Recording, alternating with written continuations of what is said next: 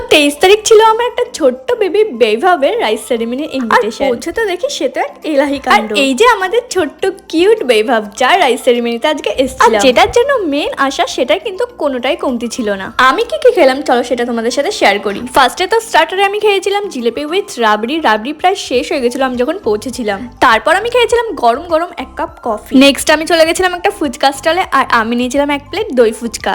Next আমি নিয়েছিলাম এক প্লেট চিকেন সাটে। সেটা খাওয়াতে আমার পেটটা পুরো ফুল হয়ে গেছিল। তো আমি চলে গেছিলাম নেক্সট একটা মকটেলের স্টলে, আর আমি নিয়েছিলাম একটা আমপান্না মকটেল। পেটটাকে একটু হালকা করার পর চলে গেছিলাম মেন কোর্সের দিকে, আর এটা ছিল মেন কোর্সের মেনু। তো সবার ফার্স্টে পাতে দিয়ে গেছিল ফিশ ফ্রাই উইথ কাসুন্দি, তারপর দিয়ে গেছিল কড়াইশুটির কচুরির সাথে নবরত্নের কারি, আর তারপরে দিয়ে গেছিল আমার প্রিয় খাবার সাদা ভাত, ঝুড়ি আলু ভাজা আর ভেজ ডাল। আর আমার এটা এতটাই ভালো লাগে যে কোনো ইনভিটেশনে এইটা হলে আমার আর কিছু দরকার হয় না। নেক্সট আমার পাতে দিয়ে গেছিল গন্ধরাজ কাতলা, আর তার সাথে দিয়ে গেছিল পোলাও। আসলে পোলাওটা ছিল মাটনের সাথে, আমি যেহেতু মাটন খাই না তাই আমি মাছের সাথেই খেয়েছিলাম। আর শেষ পাতে ছিল আমের চাটনি, পাঁপড় আর গোলাপ জাম। লাস্টে আইসক্রিম শেষ হয়ে যেতে মিস হয়ে গেছিল, তোর মুখ সিদ্ধির জন্য আমি খেয়েছিলাম পান।